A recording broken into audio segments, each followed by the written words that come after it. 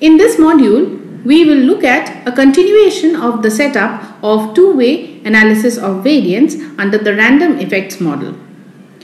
Before we had looked at the premise as well as the setup of a two-way analysis of variance model under the random effects model. In this case, we will look at the different null hypotheses that we can test, and also we will look at how the variation or the overall variation of the response can be partitioned and how we can study the variances related to the response by partitioning them for the different random effect factors. In a previous module, we had introduced the two-way analysis of variance model. We had discussed the introduction of two-way analysis of variance model for a random effects and a mixed effects. And here we are going to look at the different intricacies and the details of testing of the different hypotheses and contrasts in case of a two-way ANOVA setup for a random effects model. So in case of a two-way analysis of variance random effects model, we consider two factors, namely A and B. And we consider the factors to be random. As we had defined, by random we mean that the different levels of A and B, the two factors, they are randomly selected from a pool of different levels. The factors are random, that is, we consider that A levels of factor A to be random sample from a population of levels of that factor, and B levels of factor B to be a random sample from a population of levels of that factor. So this is the general premise of a two-way analysis of variance random effects model. Now let us look at the mathematical form of this model. The model looks the same as the one we had used for ANOVA fixed effects model. But there are some important differences as we had stated them before. So the model is given by Yijk equals mu plus alpha I plus beta j plus alpha beta ij plus epsilon ijk, where alpha and beta are the two effects of the two treatments. Alpha beta ij represents the interaction between the two treatments or the two factors, and epsilon ijk is the error term.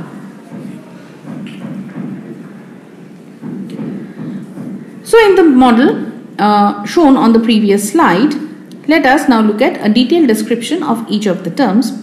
Mu is the overall mean response. Alpha I is the main effect of level I of factor A, and we assume that alpha I follows a normal distribution with mean 0 and variance sigma alpha square. Beta j is the main effect of level J of factor B, and beta j is assumed to be following a normal distribution with mean 0 and variance sigma beta square. Alpha beta ij is the interaction effect between level I of factor A and level J of factor B. And alpha beta ij is supposed to follow a normal distribution with mean 0 and variance sigma square alpha beta. Finally, we have the error term epsilon ijk, which follows a normal distribution with mean 0 and variance sigma square. It's the random error term. Alpha I, beta j and alpha beta ij are assumed to be pairwise independent for the model to work well. Now the assumptions that we had taken, there is a long list of them. Let us look at the implication of these assumptions. The mean response for level I of factor A and level J of factor B is a sum of independent selections from alpha I, beta j and alpha beta ij from three normal population as we had seen before, and the overall mean response, that is mu ij equals mu plus alpha I plus beta j plus alpha beta ij. Another implication is that the variability among the observations can be partitioned among the random factors as follows. As we have seen before, the random factors can now be, the random levels of the factors can now be assumed to follow a normal distribution with their respective mean and variances. So the overall variance or the variability of the observations of Yij can now be partitioned among the random factors as follows. variance of Yij equals sigma y square, which equals sigma alpha square plus sigma beta square plus sigma alpha beta square plus sigma square. And this partition is possible because alpha beta and alpha beta ij are pairwise independent of each other. In the above partition of the variability of Yij, sigma square is the measurement variance, sigma alpha square is the population variance of factor A, and sigma beta square is the population variance of factor B. Finally, sigma alpha beta square is the population variance of the interaction effects between the two factors. Now let us look at the hypotheses for the analysis of variance two-way random effects model. Just like we had done for one-way analysis of variance, here also we have well-defined null and alternative hypotheses, as well as in addition to those we have some estimable functions defined on the different levels of the factors as combinations of different levels of the factors which can be tested. So in analysis of variance fixed effects model, we test the equality of the level means corresponding to one or two factors. This is no longer appropriate because the levels in case of the current setup are randomly selected and we are interested in the population of levels rather than any one individual. The appropriate hypothesis test for a one-way random effects model is the null hypothesis is given as sigma alpha square equals 0 versus sigma alpha squared is greater than 0. That is, we are checking whether the variability among the various levels of factor A are significantly larger than 0 or not. Likewise, we can also write the null and alternative hypotheses along the same lines for the factor B and for the interaction factor alpha beta. So the hypotheses for the analysis of variance random effects model for a two-way random effects model, the three hypotheses that we test are H01 sigma alpha square equals 0 versus sigma alpha square greater than 0 as we had seen on the previous slide. Likewise, H02 is sigma beta square equals 0 versus H12 which is sigma beta square greater than 0, and finally H03, which is the third null hypothesis, it states that sigma alpha beta square equals 0 versus sigma alpha beta square is greater than 0. So in all cases we are testing the hypothesis that the variability for that particular factor is 0 against that it's significantly more than 0. Now formulating the test statistic and estimation of variance components, as we have mentioned before, the aim of an analysis of variance model is first to formulate a test statistic for testing a particular null hypothesis in connection to the mean of the different factors across different factors, and also the estimation of variance components. So the overall variation of the response is partitioned into different components and we would like to estimate the variances through a two-way or a one-way analysis of variance. So generally the test statistic that we use to test the hypothesis mentioned in the previous slide, it follows an F distribution with suitable degrees of freedom. And we already have some idea as to how to construct these ratios, how to calculate these ratios. This is because the test statistic, also called the F ratios, are actually the ratios between the mean square of two components of the random effects model. So in case of a two-factor analysis of variance random effects model, we have the summations or the squared summations divided as follows. Summation ijk yijk minus y000 square, this equals b times m summation I yi00 minus y000 square plus am times summation j y0j0 minus y000 square plus m summation I summation j yij0 minus yi00 minus y0j0 plus y000 square plus summation ijk yijk minus yij0 whole square. That is, we can write the above random effects model sum of squares as follows. The total sum of square equals the sum of squares due to factor A plus sum of squares due to factor B plus sum of squares due to interaction effect between factor A and B, and the sum of squares due to error. Also, M is the number of observations corresponding to level I of factor A and level J of factor B. Hence, we can see that the left hand side is the overall sum of square for the total model, which has been partitioned into 4 different components. Now, since Yijk equals mu plus alpha I plus beta j plus alpha beta ij plus epsilon ijk, we can now write the components as Yij0 equals mu plus alpha I plus beta j plus alpha beta ij plus epsilon ij0. Yi00 equals mu plus alpha I plus beta 0 plus alpha beta I0 plus epsilon I00. Y0j0 equals mu plus alpha 0 plus beta j plus alpha beta 0j plus epsilon 0j0, and Y000 equals mu plus alpha 0 plus beta 0 plus alpha beta 00 plus epsilon 000. Now, if we look at the different sum of squares into which we partition our overall variation into, we can see that the expressions are as follows.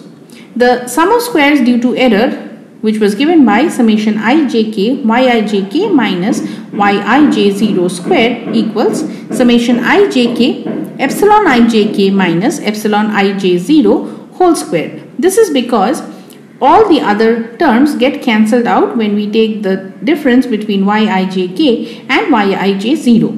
This implies that the sum of square due to error divided by sigma square follows a chi-square distribution with degrees of freedom a times b times m minus 1. Now, SSA, the sum of square due to the factor a, reduces to the form b times m summation I alpha I plus alpha beta I0 plus epsilon I00 minus alpha 0 plus alpha beta 00 plus epsilon 000 whole square. This implies that SSA divided by sigma square plus m sigma alpha beta square plus bm sigma alpha square follows chi square a minus 1. Likewise, SSB, which is the sum of square due to b, can be written as a times m summation I beta j plus alpha beta 0j plus epsilon 0j0 minus beta 0 plus alpha beta 00 plus epsilon 000 square. This implies that SSB over sigma square plus m sigma square alpha beta plus am sigma beta square follows chi square b minus 1.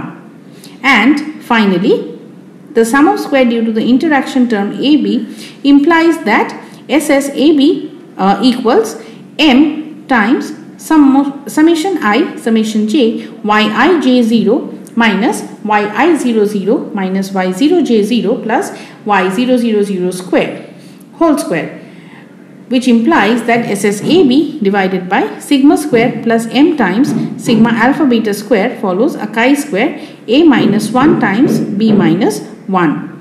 Here SSA, SSB, SSAB and SSE are independently distributed.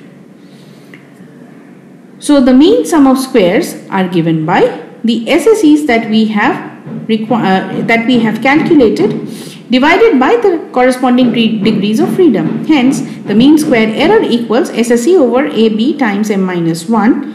The mean square error due to A equals SSA over A minus 1. Mean square error due to B equals SSB over B minus 1. And mean square error due to A times B interaction equals SSAB over A minus 1 times B minus 1.